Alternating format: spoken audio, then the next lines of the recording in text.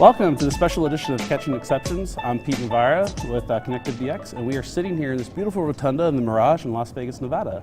I'm joined by my panelist of experts from Hedgehog, Mike Shaw, from also Hedgehog, Jacqueline Baxter, and Jill Grozalsky with Genuine. You know, we've just seen Mark Hamill give a fantastic fireside chat to an entire room of really geeky people. What were some of the fun things with Symposium you guys have seen this year?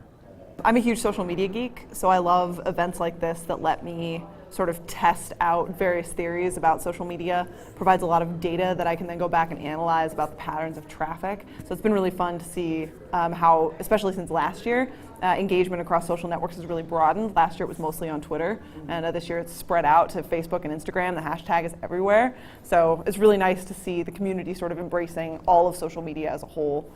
Plus I got to play with lightsabers for like the entire time, so that was like it's always fun. The pinnacle of a lifelong dream.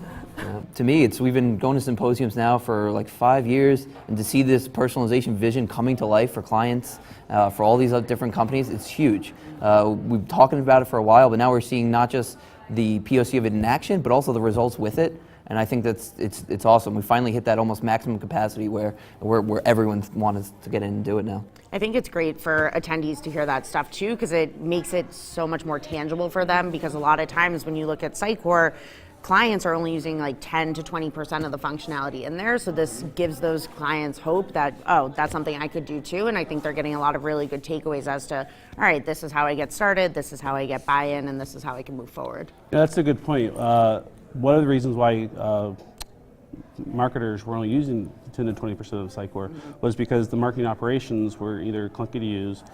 So with the recreation of the marketing operation tools within Sitecore 9, how can we empower marketers? I think it's going to be absolutely huge for marketing teams. Being able to optimize and automate within the same platform that you're doing all the rest of your marketing stuff is going to be awesome. Because now we'll be focusing more time on things like A/B testing, personalization, actually result-driven things, and our day-to-day marketing tasks can be automated. I think the updates to the forms too are really huge. They're just more intuitive, just the interface is great, and it's really allowing you to just collect user information, funnel that information into experience analytics and experience profile, really drive conversions and use all that information for more personalization moving forward.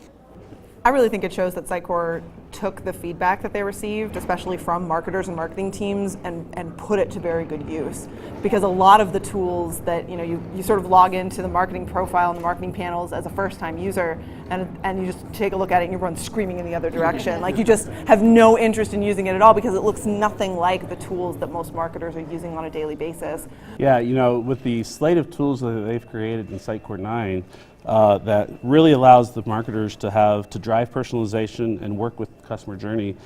How can marketers use these tools to get out their campaigns? I'm a huge fan of learn by doing, right? I think, in the Sitecore talks of a maturity model, crawl, walk, run, and this idea that like just starting simply with campaigns or with just inbound traffic and just doing it, getting your feet wet and just getting in and doing it. Soon you just start to understand the concepts, and once that clicks, it's just rapid uptick from there. It's like a drug. Once you start doing it, it's just like you got more and more and more. So once you start doing some personalization, you see success in it, you're like, all right, now I need to move to search. Now I need to move to profiling. Now I want to integrate with CRM, and you just keep going and going and going because you can't get enough of it. Yeah. And I find that it's actually a lot easier once marketers start to play and like you give them their own little sandbox and you say like do whatever you want and just start to learn, that then once you spend a little bit of time with these tools, it's like, why aren't we using this on every single page of our website? There's no reason we shouldn't be doing that. I know how to do it. Let's do it. Let's set it up. Yeah. That's a great point too, because it's, once you get it started on the site and then you find use cases, if they have sites that aren't on Sitecore, and then you're tapping into the federated experience manager and getting all the information from any sites that aren't on Sitecore for some reason, which they should be. But, I think that's a great point that it really just helps you expand out not only to those sites, but also deeper into the experience. I think a key there is starting small, right? If you try to take the big view of, oh, this is everything I want to do, I'm going to do this, this, and this, and this, it becomes this monumental task and you're never going to get there. So a lot of these marketers are thinking, well, let's do something small. So that proof of concept, then you look at Sitecore and they say, well, my devs are too busy. I'm going to go out and maybe find some other way because there's freely available tools. What are some of those tools that marketers are using, reaching out, doing these proof of concepts, and then saying, you know what, I'm just going to stick with this because I don't want to spend the time learning Sitecore? What are some of those? I see, from a personalization standpoint, there's a lot of talk around Optimizely. That's a tool I see a lot of people using.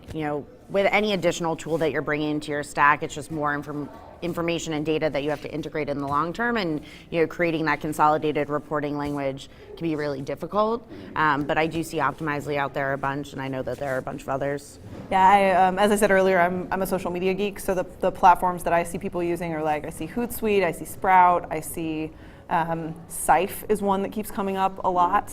And so I'm really interested in what Sitecore and Comfo are going to do together. If Sitecore can find a way to link Comfo to XDB, then that's going to be, I really do think that's going to be a total game changer if they can work it out to sort of merge those two, because that's really a huge gap that I see in Sitecore right now, is that you've got the Social Connect, which is awesome and actually works really quite well, but it does have limitations. I'm lazy, right? So automation is always my big thing, and Marketo has just been running the table with automation for a long time. It's sitting on top of any of your CRMs, which is where all your customer data really lives, that valuable stuff. So that automation in there, it's always been great. So this is where with 9, this marketing automation, I think is going to be huge for companies, because we're going to start thinking about now licensing fees. If we can cut Marketo out, we have one licensing fees that allows us to do the same automation. You bring XConnect in there too to have your CRM data moving to Sitecore. Now you're talking true power. Now you're talking seriously one-to-one personalization here based on implicit factual customer data. What you're really speaking to is we've really seen a maturity over the years of Sitecore's experience platform. And so with the launch of Sitecore 9 last night, how do these capabilities stack up to some of the third-party services that we're talking about? I think it's huge. I mean, I've been doing Sitecore since OMS. Let's not bring up OMS. Yeah, but this is where the vision's coming to realization. I mean, you have Jill was saying Optimizely, which does A/B testing and personalization. But now it's it's so intuitive, it's so easy to use. I can't imagine switching between tools, or from a development perspective, having to put on top of Sitecore when I could just work it within Sitecore. It's just going to be huge. So I think to Jackie's point earlier, in terms of Sitecore really taking customer feedback, they've really made everything much more intuitive over the years. I also worked with OMS and DMS and things like that. Now here you are, and you log in and you know where to go. As implementers and thought leaders that we are, to really help guide marketers towards learning about these features and really providing them good information on how they can use Sitecore as a truly one connected platform. I usually think of the sort of old adage, see one, do one, teach one, because this is one of those events where you see something like campaigns being linked to Path Analyzer, and how you can map a customer journey, and how you can build out a better customer profile based on that data. And you see that and you go, wait, I can do that? That's a thing that I can do, that's an option that's open to me. And then you go and talk to that person. Full disclosure, that was my presentation, but I had people come up to me and say, I didn't realize that I could do that. How do I do that? And so I was well, let me show you how you do that. And then they go and do it, and then they teach their friends. So seeing the community just always willing to help and never wanting to necessarily silo the information. It's no, let me teach you how I did it. I really would like to. Right. I think one of the things too is you have to share successes and failures. When you're implementing things like this, you're definitely going to hit roadblocks. You're going to have a bunch of challenges, and yes, it's important to talk about the successful case studies that we have, but be honest about the challenges that you faced during that, how you worked around it, what you would do differently next time, and just being able to share that information too with the community is huge. As we work with clients, the number one thing we're trying to do is form that relationship, and having that level of honesty and saying, you know what, this was something we tried and it failed. Here's why it failed. But we know why it failed, and now we can come back and say, these are all the good things that Sitecore can do. Right. When we start looking at things like XConnect and the power of the fact that we can have a mobile device on an app, running an app, know when you enter, say, a client's restaurant, for instance, if we're talking about a restaurant company, to be able to say, oh, we know you just entered in the restaurant. We're going to send some data to XConnect, and XConnect's going to serve up a little coupon for you. The hospitality thing can't be understated in an example like the Mirage. Imagine you're booking a room, you're then going on the website and you're looking through how to play blackjack, how to do craps, all these kind of things. You check in the first time the TV opens, Sitecore's running there, and it's personalized. They know that Mike Shaw is checking in there and said, hey Mike, did you know like Blackjack, we have this educational thing, click here. Exactly, and then also from a company perspective and just conversions and ROI, like if I was so happened to be looking at scheduling a massage, but I didn't actually do it, hitting me up on my mobile app when I'm walking in or on the TV just to reiterate that kind of ability, and then if you've viewed it 3 times, giving me a discount to really push it home, that kind of stuff is now like almost easy to do, and that's huge. It's kind of interesting. Throughout pop culture, we've seen TV shows mimic the future. Minority Report in 1992 is probably one of the most fascinating movies to watch now when you realize what they had in 1992 from a marketing point of view. You know, when you see somebody walking through a store and retina scanners are scanning you, and suddenly you see this holographic image of advertising to you as you walk past there. What is next on the horizon for Sitecore? I think the focus is going to be on sort of combining machine learning with the personalization to create the kind of brand experience that the customer is looking for. Because I think it's a really important distinction that like not everybody wants like a holographic image of a sales clerk popping up and saying, hello, Mr. Yamamoto, how did you enjoy the khakis? But like because of that, making sure that we are always constantly evolving and iterating to create the best possible experience for the customer, for the client, so that we're constantly building like that trust and that community between them and a brand. With that, I'd love to see with the machine learning stuff, we've been moving from more like static sites, the one-page sites to the modular sites. What I think is really coming is kind of like an amorphous machine learning personalization site, where we're now tagging individual components instead of at the page level, and then we're using Cortex and the machine learning from that continuous optimization and segmenting to actually just start pushing that out there. Yeah, if you're following kind of the Cortex example, like in Google AdWords, they're using a multi-arm bandit algorithm, right? So it's giving you your best ads are always showing it to the right people at the right time. It's exactly the Sitecore mantra.